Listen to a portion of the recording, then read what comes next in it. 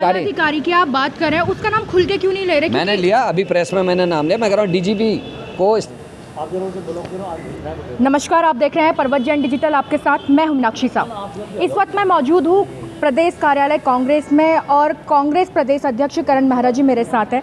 Sir, आज आपने PC की थी, किन बिंदुओं पे आपने पीसी करी थी? देखिए, खनन में जिस तरीके की नीतियाँ बन रही हैं, पहले भी ज़मीन सफाई के पट्टे मिलते थे, लेकिन उसके लिए प्रॉपर फाइल बनती थी, पर्यावरण की उसमें रिपोर्ट्स लगती थी, खनन अधिकारी की रिपोर्ट्स लगती थी, जूलॉजिस्ट की रिपोर्ट लगती थी और उसमें समय लगता था और चोरी की संभावनाएं कम थी, इसलिए बहुत कम पैमाने पे ये सब चीज़ होता था। जहां आवश्यक है वहीं होता था।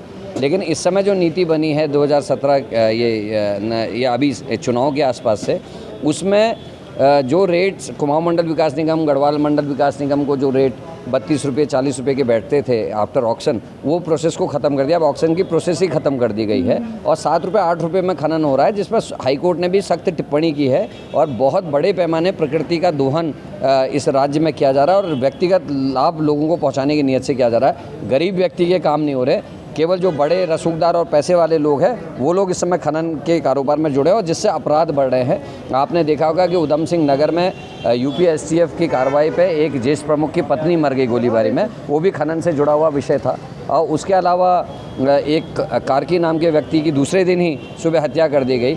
मंत्री की आने जाने की रेखी की जा रही, उनकी हत्या की कोशिश की जा रही है और करीब 4 या 5 लोगों से अधिक लोगों की हत्या खनन से जुड़े हुए कारोबारियों की इस बीच हुई है, जो अपने आप में साबित करता है कि बहुत बड़ा माहौल ख़राब है।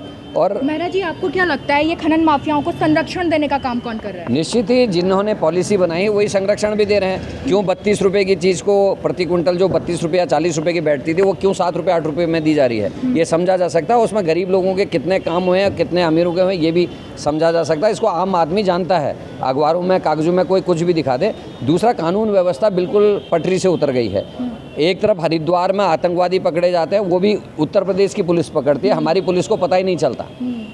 अंकिता भंडारी केस, केदार भंडारी का केस, जो लड़का गायब हो गया, ये गरीब परिवार का लड़का था, भर्ती होने आया वो गायब हो गया। उसके अलावा बहुत अनेकों, ममता अभी गायब हुई है लड़की। तो ऐसे अनेकों कांड यहाँ हो रहे हैं और उसके बाद भी कोई कार्रवाई नहीं हो पा रही है। मंत्री लोग अपने को असुरक्षित महसूस करें तो आम जनता का क्या हाल होगा, ये समझा। आप बोल रहे मंत्री अपने को असुरक्षित महसूस कर रहा है, इस पे आप लोग क्या चाहते हैं कि पुलिस का रवैये पे आपने, क्योंकि काफ़ी बातें करी है। निश्चित ही कानून व्यवस्था ठीक होनी चाहिए, अपराधियों में भय होना चाहिए। ऐसा नहीं होना चाहिए कि पुलिस के आला अधिकारी अपराधियों के संग फोटोज़ में दिख रहे हों।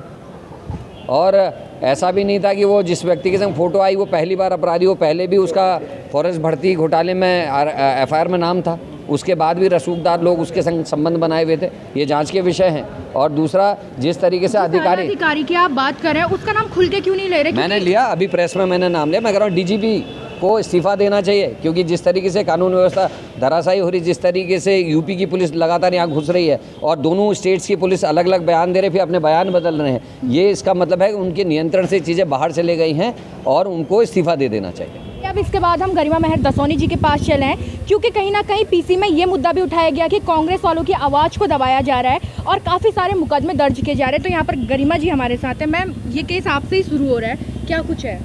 नहीं, देखिए, जो कुछ भी पिछले दिनों उत्तराखंड में घटित हुआ दुर्भाग्यपूर्ण था, शर्मनाक था। जिस तरह से कानून व्यवस्था पूरी तरह से पटरी से उतर चुकी है, ध्वस्त हो चुकी है, उसके बाद भी आप चाह रहे हैं कि हम सरकार की पीठ थपथपाएं, पुलिस प्रशासन के लिए ताली बजाएं।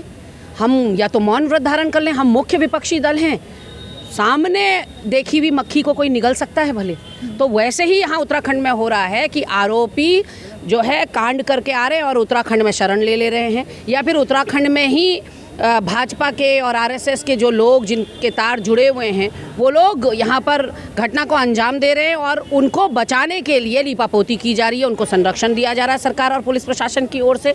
और हम प्रवक्ताओं की अब एक एक करके आवाज़ दबाई जा रही है। पहले मुझ पर मुकदमा कर दिया जाता है एक बहुत ही मामूली घटना में, और ना मैंने कोई फॉर्जरी करी, ना मैंने कोई डिफेमेशन किसी का किया, मैंने तो अखबार की एक कटिंग डाल दी और जो सवाल पूरे उत्तराखंड का था वो सवाल मैंने पूछा। मैं क्योंकि देखिए प्रवक्ता क्या होता है, वो जनता की आवाज़ होता है। जैसे पत्रकारिता जनता की आवाज़ होती है, वैसे ही मुख्य विपक्षी दल भी आईना दिखाने का काम करता है सरकारों को। तो मैंने आईना दिखाया और जो सवाल सतह पर तैर रहा था, मुझे अच्छे से याद है आपने भी मुझसे ये सवाल पूछा था कि भाजपा नेत्रियां कहाँ गुम हैं, भाजपा नेत्रियां क्यों नहीं दिखाई पड़ रही अंकिता हत्याकांड के लिए। क्योंकि मीनाक्षी ये समझना ज़रूरी है कि अंकिता कोई कांग्रेस से रिलेटेड नहीं थी बच्ची, वो इस पहाड़ की बेटी थी, पहाड़ की बहन थी। ऐसे में अंकिता के लिए अगर एक कैंडल मार्च भाजपा की नेत्रियां भी निकाल देती, कितना खूबसूरत दृश्य होता। अगर एक डेलीगेशन मुख्यमंत्री से भाजपा की नेत्रियां भी लेकर जाती और कहती कि आरोपी किसी भी दल का हो, मुख्यमंत्री जी हम अंकिता के संग खड़े हैं, कितना सुंदर दृश्य होता। लेकिन आप जब जब विपक्ष में होंगे तब तो आप हल्ला बोल करेंगे, और जब जैसे निर्भया में इन्होंने अपना सीना निकाल कर बाहर रख दिया चीख और चिल्लाकर, बिल्कुल ही रुदाली बन गई सबके सब। और अभी अंकिता हत्याकांड में ये मुंह में दही जमा कर बैठ गई। 13-14 दिन तक जब ये गुमशुदा रहीं, जब इनका ना सोशल मीडिया प्लेटफॉर्म पर कोई खोज खबर मिली, ना इनकी पब्लिक प्लेटफॉर्म पर कोई अपीयरेंस देखने को मिली, तो अचानक से जब 14वें दिन ये अवतरित हुई फिक्की के एक मेले का रिबन काटने में, तो मैंने सवाल पूछ लिया, और वो भी अखबार की कटिंग डालकर पूछा कि अंकिता हत्याकांड पर भी 2 शब्द बोल लेती हैं आप लोग, 14 दिन से गायब हैं, क्या मेरा कसूर है। उत्तराखंड का जो सवाल था वो सवाल, क्योंकि देखिए महिला के साथ जब कुछ जघन्य अपराध होता है तो अपेक्षा महिलाओं से ही की जाती है। पुरुष कर रहे होंगे, लेकिन महिलाएं चुप क्यों हैं। आपने देखा कि यूकेडी की महिलाएं, आम आदमी पार्टी की महिलाएं, कांग्रेस की महिलाएं और आम महिलाएं जनता में से आपने देखा कितनी आक्रोशित थी, क्योंकि सबके घर में बहू बेटियां थी, सबको एक सदमा सा लग गया था, सब पूरा उत्तराखंड सहम गया था अंकिता हत्याकांड से। लेकिन इनके कानों में जू नहीं रहेंगी, ये मोटी चमड़ी की औरतें थीं। तो मैंने वो सवाल उठा दिया, बिदक गई महिलाएं और मेरे ऊपर संगीन धाराओं में मुकदमा कर दिया। उसके बाद मेरे एक भाई हैं जो हमारे प्रदेश प्रवक्ता है सूरज नेगी रुद्रप्रयाग के, उन पर मुकदमा कर दिया बीकेटीसी के चेयरमैन ने। हमारे ही एक भाई किच्छा के गणेश उपाध्याय जी जो हमारे प्रदेश प्रवक्ता हैं, कल उन पर भी मुकदमा हो गया। तो ये सीधे सीधे विपक्ष का दमन नहीं तो और क्या है। अच्छा, आपने कहा कि जो मुख्य विपक्षी दल होता है वो आईना दिखाने का काम करता है सरकार को। अभी विधानसभा भर्तियों के बारे में भी ऊपर बात की गई थी, उसमें आपने कहा था कि गोविंद सिंह कुंजवाल जी ने माफ़ी मांग ली। मुझे ये बात समझ में नहीं आ रही, आप बार बार इस चीज़ का जिक्र क्यों कर रहे हैं कि गोविंद सिंह कुंजवाल जी ने जिस तरीके से माफ़ी मांगी उस तरीके से प्रेमचंद्र अग्रवाल जी भी माफ़ी मांगे। क्या माफ़ी मांगने से सारा मामला शॉर्ट आउट हो गया है? देखिए, भूल और गलती इंसान से होती है। गोविंद सिंह कुंजवाल जी जिस पद पर थे, ऐसा नहीं है कि उनके बहू और बेटे अयोग्य नहीं थे उस नियुक्ति के लिए। वो अयोग्य नहीं थे, वो पढ़े लिखे थे, पूरी क्राइटेरिया पूरा करते थे। लेकिन नैतिकता के आधार पर जब आप हेड ऑफ़ द इंस्टीट्यूट होते हो तो आप अपने परिवार से परहेज़ करते हो, गुरेज करते हो उनको नियुक्ति देने में। वो गलती कहीं ना कहीं नैतिकता के आधार पर कुंजवाल जी की हुई। हम बार बार जिक्र इसलिए कर रहे हैं कि कुंजवाल जी किसी पद पर नहीं है, ना वो मंत्री हैं इस वक्त, ना वो विधायक हैं। विधायक होते तो हम इस्तीफ़ा मांगते कि विधायक पद से इस्तीफ़ा दीजिए, मंत्री होते तो तत्काल उनको इस्तीफ़ा देना पड़ता। लेकिन फिर भी कोई ना कोई एक्शन तो अब भी बनता है, क्योंकि गलती तो हुई है और बहुत बड़ी गलती हुई है। देखिए, मैंने जैसा कि कहा कि ये कोई कानूनन अपराध नहीं किया है कुंजवाल जी ने या प्रेमचंद अग्रवाल जी ने, ये नैतिकता का पतन है। और नैतिकता का पतन गिल्ट से दूर होता है। जब आदमी आत्मग्लानि से खुद ही ओतप्रोत हो रखा है तो आप क्या मारोगे उसको और कौन सा एक्शन लोगे? वो खुद अपने गिल्ट से मरता है। तो कहीं ना कहीं अंदर ही अंदर उनको वो खोखला कर रहा है कि मुझसे ये गलती हुई, और उन्होंने बड़ा दिल दिखाते हुए, मैं तो निश्चित रूप से कुंजवाल जी को इस मामले में धन्यवाद करूंगी कि आप अकेले ऐसे नेता हैं उत्तराखंड के जिन्होंने अपनी भूल स्वीकारी। भूल स्वीकारने के लिए मीनाक्षी बहुत बड़ा दिल चाहिए, नहीं तो आखिरी दम तक आदमी अपने को सही ठहराने के लिए एड़ी चोटी का जोर लगा रहा होता जो भाजपा कर रही है।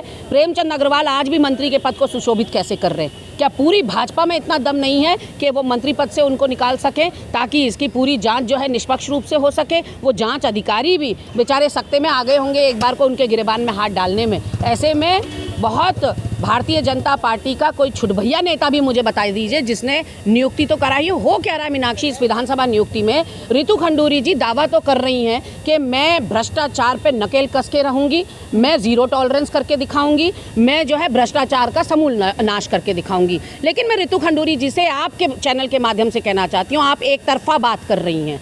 आज बेरोजगारी जो सुरसा का रूप ले चुकी है, डेस्परेट है प्रदेश का युवा नियुक्तियां पाने के लिए, भर्तियों के लिए गलत रास्ता अपना भी सकता है, क्योंकि उसके घर में खाने को नहीं है, अपने माँ बाप को जवाब देने के लिए नहीं है। ऐसे में अगर युवा गलत रास्ते पर एक बार जा भी रहा है, वो फिर भी माफ़ी काबिल है कि उसने गलत रास्ता अख्तियार कर लिया। लेकिन जिन्होंने नियुक्तियां की उन पे तो बात ही नहीं कर रही रितु जी। ऋतु जी, उन सारे नेताओं पर जिन्होंने अपने घर में अपने बेटा बेटी साले भतीजे किसी को नहीं छोड़ा, उन पर चोट आप कब करेंगी? कभी भी भ्रष्टाचार का समूल नाश एक तरफा नहीं होता। बात समग्रता में होनी चाहिए, टोटलिटी में होनी चाहिए। मीठा मीठा गप और कड़वा कड़वा थू की पॉलिसी पे काम नहीं होना चाहिए। बिल्कुल। तो आप सुन रहे हैं कि गरिमा मेहर दसौनी जी ने क्या कुछ कहा है। काफ़ी एग्रेसिव वो इस वक्त हो भी चुकी हैं और आज यहाँ पर प्रेस कॉन्फ्रेंस का आयोजन किया गया था जिसमें उन्होंने 3 बिंदु रखे थे। पहला, जो उत्तराखंड में खनन बढ़ रहा है उसको लेकर उन्होंने बात की थी। दूसरा, पुलिस व्यवस्था को लेकर बात की थी कि पुलिस किस तरीके से काम कर रही है, और कहीं ना कहीं आला अधिकारी के बर्खास्त करने की मांग भी उन्होंने की है। इसके अलावा तीसरा, उन्होंने ये कहा है कि मुख्य विपक्षी दल की आवाज़ दबाई जा रही है, उन पर लगातार मुकदमे किए जा रहे हैं। तो फिलहाल अभी मेरे साथ इतना ही। आप बने रहिएगा अपने प्रवचन डिजिटल के साथ।